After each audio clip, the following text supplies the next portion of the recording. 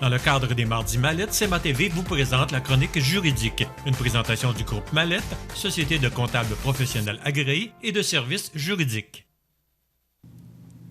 Je vous souhaite la bienvenue à cette autre chronique juridique en compagnie de Maître Gabriel Sanson dans le cadre des Mardis Mallette. Maître Sanson, bonjour. Bonjour.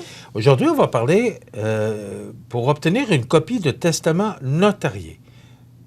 Qui peut obtenir Qu'est-ce une que copie? ça signifie? Oui, qu'est-ce que ça signifie au juste? Dans le fond, c'est un petit peu pour venir expliquer comment ça fonctionne, pourquoi on a le droit d'émettre des copies dans certains cas et pourquoi on n'a pas le droit de les émettre dans d'autres cas. Les gens communiquent avec nous parfois pour obtenir des copies, par exemple, du testament de leurs parents, de la personne de qui ils s'occupent, puis nous, on doit leur dire non, c'est pas possible. Donc, on va venir démystifier un petit peu le pourquoi du comment et qui a le droit d'obtenir des copies de testament, dans le fond, au quotidien. Okay, parce qu'on ne distribue pas les copies comme ça, là. Mais non, hein? C'est ça qui arrive. On comprend. Est-ce que le testateur peut demander une copie de son testament à son notaire? Dans un premier temps, la personne la plus importante, la personne qui a fait un testament, oui. Donc, c'est sûr que quand nous, on fait votre testament, vous obtenez par la suite votre copie authentique. Nous, on conserve toujours les originaux. C'est des copies authentiques qui sont émises, donc on vient confirmer que c'est la vraie copie de votre testament qu'on a signé ensemble. C'est certain que cette copie-là, il peut y arriver s'il y a un sinistre, si la copie est détruite, si elle est perdue. Donc, vous, si on a fait votre testament, vous pouvez venir me voir par la suite en disant « Gabriel, j'aimerais avoir une copie de mon testament. » C'est vous qui avez fait le testament, donc j'ai le droit de vous émettre une copie. Si je me souviens plus qu'on s'est rencontrés parce que ça fait plusieurs années, bien, je vais confirmer votre identité. Je vais m'assurer que c'est bien vous, M. Montminy, qui demandez la copie et que je peux vous la donner. Okay. Donc, c'est certain que vous pouvez toujours obtenir votre copie de vous-même, dans le fond. Bon, mais je fais juste ouvrir une parenthèse. J'ai un autre problème, je perds encore ma copie. Combien de copies on peut... Dans les faits... Est-ce qu'il y a un nombre limité de copies que vous avez le droit d'émettre? Il n'y a pas de nombre limité. Dans le fond, c'est certain qu'il y a des frais pour les obtentions de copies parce que nous, on a des procédures à faire pour émettre des copies. On a des frais parce qu'on doit conserver les copies dans des voûtes spécialisées qui sont vraiment anti-feu. Donc, que les actes ne sont jamais à risque. Mais par contre, si au final, vous avez besoin de 15 copies, bien, je peux vous donner 15 copies. Ça se peut vos copies ne soient pas toutes utiles à ce moment-là. Vous n'en aurez jamais besoin de 15, mais il n'y a pas de limite au nombre de copies qu'on peut émettre. Est-ce que ça vaut la peine d'avoir une copie à la maison? Sachant que vous avez une copie, ou est-ce que c'est recommandé d'avoir une copie à la maison ou c'est recommandé de garder juste une copie chez vous dans la voûte? Habituellement, les gens ils ont leur copie. Ça dépend des gens. Il y a des fois des gens qui préfèrent ne pas l'avoir, qui disent c'est confidentiel, ça regarde juste moi en ce moment, je ne veux pas que quelqu'un d'autre y ait accès, donc il va préférer pas avoir de copie. Mais en général, les gens aiment avoir la copie avec eux. Ils informent les proches, par exemple, le liquidateur qui est nommé en disant « Mon testament est fait, tu vas pouvoir le trouver à tel endroit s'il m'arrive quelque chose. » Ce qui fait que, par exemple, si on a des mentions par rapport aux funérailles, la famille peut avoir tout de suite les informations au décès et le liquidateur est en mesure de retracer rapidement la copie pour avoir une idée là, du travail qui va être à faire. OK. Est-ce que vous émettez une copie si jamais la lecture doit se faire obligatoirement devant vous? Dans le fond, au décès, ça va dépendre. Dans le fond, les gens, quand ils ont déjà leur copie à la maison, très souvent, on n'aura pas besoin d'émettre une nouvelle copie. C'est cette copie-là qui va être utilisée par le liquidateur, par les héritiers. S'il y a des gens qui veulent obtenir des nouvelles copies ou, par exemple, des héritiers, eux peuvent nous faire la demande. Donc, quand vous, de votre vivant, dans le fond, il y a seulement vous qui pouvez demander une copie de votre testament. On n'a pas le droit d'émettre de copie à quelqu'un d'autre. On comprend aussi. Votre fils ne pourrait pas dire « Bon, mon père, je sais qu'il a fait un testament, j'aimerais avoir une copie. » Moi, je n'ai même pas le droit de dire « Oui, effectivement, il a fait son testament, mais je ne peux pas te donner de copie. » Je ne peux même pas confirmer qu'on a un testament entre nos mains que vous avez fait. Oui. C'est vraiment confidentiel. À votre décès, par contre, si jamais votre fils n'est pas en mesure d'avoir la copie du testament par le liquidateur, par exemple, s'il est nommé dans votre testament, il peut recevoir une copie. Donc, moi, avec les preuves de recherche testamentaire, avec la preuve de décès et avec la preuve d'identité de votre fils, je vais pouvoir lui émettre une copie du testament. Si vous avez fait un testament dans lequel vous n'avez pas nommé vos enfants, puis vous avez nommé, par exemple, un voisin pour hériter de tous vos biens, la loi, maintenant, vient prévoir que vos enfants vont quand même pouvoir demander une copie de votre testament. Donc, c'est aussi pour des cas où il y aurait eu de la captation, là, où votre voisin en aurait profité, vous seriez un petit peu vulnérable, il se serait organisé pour que vous fassiez refaire votre testament, pour que vos enfants puissent savoir qu'est-ce qu'il y avait au testament. Eux ont le droit de demander une copie, même s'ils ne sont pas nommés. Le Code civil, ce qu'il vient dire, c'est que si la personne qui est décédée, si elle n'avait pas fait de testament, par le Code civil, vous auriez été héritier, donc vous avez le droit de demander une copie du testament. Par contre, à ce moment-là, on va avoir besoin des recherches testamentaires, de la preuve de décès de la personne, de l'identité de la personne qui nous demande la copie du testament et de la preuve de filiation. Donc, votre fils, dans ce cas-là, vous auriez nommé votre testament de votre voisin, dans votre testament. Votre fils nous dit, bon, j'aurais besoin de voir la copie du testament, j'ai les recherches testamentaires, j'ai la preuve de décès de mon père. Il va devoir aussi nous fournir son acte de naissance pour prouver que c'est bien votre fils. Donc, on a le droit de lui émettre une copie puisqu'il n'est pas nommé au testament. Est-ce qu'on a le droit, c'est une question peut-être qui peut paraître drôle, là, mais est-ce qu'on a le droit de faire des photocopies? Est-ce que ça va jusque-là?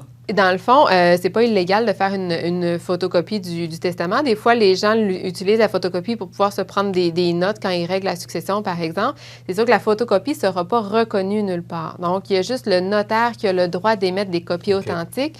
Des fois, on voit... Avec le sceau, là? Oui, avec le sceau. Des fois, on voit des gens qui sont en mesure, qui sont commissaires à l'assermentation, qui sont en mesure d'assermenter des gens, puis qui signent, ils font une photocopie de nos testaments en signant comme quoi c'est une copie conforme. Ça, c'est pas des copies qui sont valides. Il y a vraiment seulement le notaire qui peut faire la copie authentique, qui est vraiment avec le sceau là, en couleur et la signature en bleu du notaire. Est-ce que le mandataire ou le procureur peut demander une copie du testament? Si votre conjointe est devenue inapte ou si votre conjointe vous a donné une procuration générale là, pour que vous puissiez la représenter. Votre conjointe a fait un testament, puis vous venez me voir, vous dites, bien, moi, je suis son procureur, je veux avoir une copie de son testament parce que je veux pouvoir rapatrier tous ces documents, mettre tout au même endroit. Ou que votre conjointe est devenue inapte, puis que vous êtes son mandataire officiellement, là, qu'il y a un jugement qui a été rendu. Encore là, on n'aura pas le droit de vous remettre une copie. Les gens, des fois, ils disent, bien, moi... si c'est ma conjointe. Justement, les gens, des fois, disent, c'est ma conjointe, je suis son représentant légal, je suis son mandataire, donc je veux juste avoir tous les documents ensemble. Et votre conjointe, à ce moment-là, elle n'est pas décédée. Elle est plus apte à faire un nouveau testament de toute façon. Elle ne pourrait pas refaire son testament parce qu'elle aurait plus la capacité de le faire. Et ça demeure confidentiel parce qu'elle est toujours vivante, donc elle peut retrouver son aptitude. Si c'est par la procuration, dans le fond, elle peut toujours aller faire un testament que vous n'auriez pas connaissance qu'elle aurait fait, puis peut-être qu'elle ne veut pas que vous le sachiez non plus qu'elle a fait un testament. Ou peut-être qu'elle a des choses dans le testament qu'elle ne veut pas que vous sachiez tout de suite. Donc, c'est vraiment confidentiel. Seulement, elle peut demander une copie du testament et malheureusement, si elle est plus apte à le faire, mais à ce moment-là, ça va être seulement à son décès qu'on va pouvoir émettre une copie du testament parce que tant que la personne n'est pas décédée, si la personne est vivante, si elle est apte, elle peut demander une copie, mais dès qu'elle est plus apte à le faire, dans le fond, la copie, ça va attendre à son décès pour qu'on sache qu'est-ce qu'il y a dans le testament. Dans la question, on dit, est-ce que le mandataire ou le procureur? Oui. Qui vous identifiez comme mandataire? Qui vous identifiez comme procureur? Tout procureur? Dépendant du moment de la vie de la personne. Donc, si on reprend l'exemple de votre conjointe. Si votre conjointe, elle est apte, mais c'est que elle vous a donné une procuration, puis vous gérez des choses pour elle au quotidien. On devient mandataire. Vous êtes procureur. Un petit peu comme une procuration bancaire que vous pouvez avoir accès à son compte bancaire. Oui. Mais si elle n'est plus en mesure d'administrer ses biens, de comprendre ce qui se passe, là, on est mandataire par le mandat en cas d'inaptitude. Parce que là, on a vraiment mis le mandat en vigueur, dans le fond. Mais par le certificat d'inaptitude. Avec la preuve d'inaptitude. Ça prend la procédure qu'on a déjà parlé, exactement, là, puis on a un jugement à la fin. Dans une succession, qui peut obtenir une copie du testament?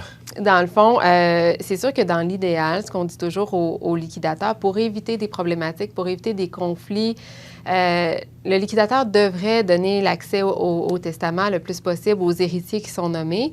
Et comme je vous mentionnais tantôt, s'il y a un des enfants qui n'est pas nommé de la personne, qui aurait été appelé à hériter s'il n'y avait pas eu de testament, bien, c'est sûr qu'on peut lui montrer la copie pour dire, regarde, on te prouve que tu n'es pas nommé au testament, on vient fermer la porte. Ça évite beaucoup de problèmes. Si jamais ces gens-là n'ont pas l'accès au testament par le liquidateur ou par les autres héritiers, par exemple, bien là, avec les preuves que je vous mentionnais tantôt, les preuves de décès, preuves de filiation, preuves d'identité, On peut, et les preuves de recherche testamentaire, on peut donner des copies, nous, aux héritiers, donc les gens qui sont nommés au testament, et aux gens qui seraient appelés à hériter s'il n'y avait pas eu de testament. Donc, c'est au final les héritiers du testament et la famille proche, là, de façon générale, qui les gens peuvent obtenir une copie du testament. Est-ce que ça s'applique tout le temps? Il y a des documents qui sont requis pour obtenir la copie. Vous avez dit, là, vous parliez de mon fils, là, que ça prend des papiers à pu finir puis des identifications. Est-ce que c'est toujours la même chose? Et pourquoi ça prend autant de documents pour l'obtention d'une copie? Dans le fond, c'est pas toujours, tout dépendant des actes, c'est pas toujours la même chose. La majorité des actes notariés sont des actes publics. Par exemple, quand on vend une maison, quand on fait une hypothèque, si on donne notre maison, c'est des actes qu'on a accès au registre foncier qui peuvent être consultés par le public, dans le fond. Donc, pas d'obtenir de copie, mais qui peuvent être consultés. C'est qui peuvent être consultés, exactement. Okay, parce que la copie, c'est seulement chez le notaire qu'on l'obtient. C'est ça. Puis, dans le fond, nous, on n'a pas à émettre de copie à des gens qui sont extérieurs à une transaction. On va leur dire, si vous pouvez avoir accès au registre foncier, sinon, c'est les parties à l'acte qui vont avoir la copie. Dans les cas dès que c'est des actes qui sont confidentiels, qui touchent l'intégrité des personnes, leur volonté, donc tout ce qui est les mandats en cas d'inaptitude, les testaments, c'est vraiment des actes qui sont unilatéraux. C'est vraiment la personne elle-même qui fait cet acte-là, ses volontés. Donc, il y a juste elle qui peut donner les autorisations pour donner des copies à d'autres personnes. Là, dans ce temps-là, c'est là qu'on a vraiment besoin d'avoir toutes les preuves parce que nous, on doit s'assurer que la personne qui réclame une copie, c'est une personne qui a le droit de réclamer une copie et qu'on a la bonne personne devant nous, que ce n'est pas quelqu'un d'autre qui se fait passer pour cette personne-là, dans le fond. Donc, c'est pour ça que c'est aussi important, aussi strict, parce que c'est certain que si on fait votre testament et que quelqu'un de vos proches se présente dans quelques semaines en disant « je sais que mon frère a fait son testament, par exemple, avec vous il y a 3 semaines, puis j'aurais besoin d'une copie. » C'est certain que probablement que vous ne m'aimerez pas bien par la suite si votre frère vous dit « j'ai été capable d'avoir la copie de ton testament chez ton notaire, dans le fond. » C'est sûr que... OK, c'est pour ça qu'il y a autant de règles, là. C'est que... En bon québécois, c'est pas de leurs affaires. On pourrait aller chez vous puis demander, moi, je vais avoir le testament on aurait des problèmes, Paul ou de Joe, puis... C'est ça, faut pas avoir accès au testament de Paul et de Joe facilement. Ça, c'est vraiment leur volonté, c'est propre à eux, c'est confidentiel. Donc, c'est pour ça qu'on a autant de règles. Et si c'est pas la personne elle-même qui peut demander la copie, c'est là qu'il faut s'assurer que les gens qui font la demande, c'est les gens qui sont autorisés par la loi ou en étant héritiers, dans le fond, à obtenir ces copies-là. Pourquoi avoir ce point-là? Parce que je trouve qu'il y a beaucoup de restrictions, de règles. Est-ce que ce sont des faits que vous vivez? Est-ce qu'il y a des gens chez vous qui veulent obtenir des copies ou de testaments? C'est la première fois que j'entends parler là, qu'il y a des règles aussi strictes. Oui. Là, et je suis entièrement d'accord avec ça aussi. Là, mais pourquoi? Parce que est-ce que c'est des cas que vous avez vécus, que vous voulez ramener aujourd'hui, puis dire non, il ne peut pas avoir la copie du testament qu'il veut. Là. Exactement. C'est sûr que de façon générale, les gens ne se posent même pas la question à se dire je vais essayer d'aller chercher la copie de par exemple, ma tante ou quelque chose comme ça. On s'imagine que vous ne la donnerez pas. On ne la donnera pas. Mais ça arrive quand même. Puis, ça arrive aussi des gens qui sont justement nommés à la procuration, puis que ce soit par de bonne foi ou de mauvaise foi, ça, il y a des gens que c'est vraiment ils ont dans l'optique de rapatrier les documents de la personne, de tout avoir au même endroit pour que ce soit plus facile. Donc, c'est à ce niveau-là qu'ils ont le questionnement qui dit je voudrais avoir la copie du testament. Malheureusement, il y a des cas qui sont moins fréquents, mais il y a quand même des cas où c'est des gens qui veulent avoir accès à l'information pour s'assurer qu'ils vont pouvoir être héritiers plus tard, pour ensuite aller faire peut-être des pressions sur la personne ou quoi que ce soit. Donc, il y a effectivement des gens qui n'ont vraiment pas d'affaire à avoir ces copies-là, qui font les demandes, qui voudraient avoir accès. Okay. Donc, c'est pour ces cas-là, surtout que les règles qui sont prévues pour qu'on s'assure qu'il n'y a jamais des gens mal intentionnés non plus qui puissent avoir ces documents-là entre leurs mains. J'espère que cette chronique-là vous rassure, que votre copie du testament, personne ne peut mettre la main dessus à moins que vous donniez une autorisation. C'est ce que je comprends. Exactement. Et si vous voulez avoir d'autres copies, il y a une procédure à suivre. Oui, mais c'est toujours possible quand c'est un testament notarié là, d'émettre des copies. Merci, c'était très intéressant. Moi, j'ai appris beaucoup aujourd'hui. Obtenir une copie de testament notarié, vous avez entendu, il y a des règles à respecter. Donc, vous n'avez qu'à consulter Maître Gabriel Sanson, Maître Nathalie Dubé ou l'équipe, ici chez Groupe Mallette Juridique, au 14 Chemin des Poiriers, Montmagny, 248-57-77. On se retrouve dans 2 semaines. Oui, merci. Ça complète. Dans le cadre des Mardis Mallette, CMA TV vous présente la chronique juridique, une présentation du groupe Mallette, société de comptables professionnels agréés et de services juridiques.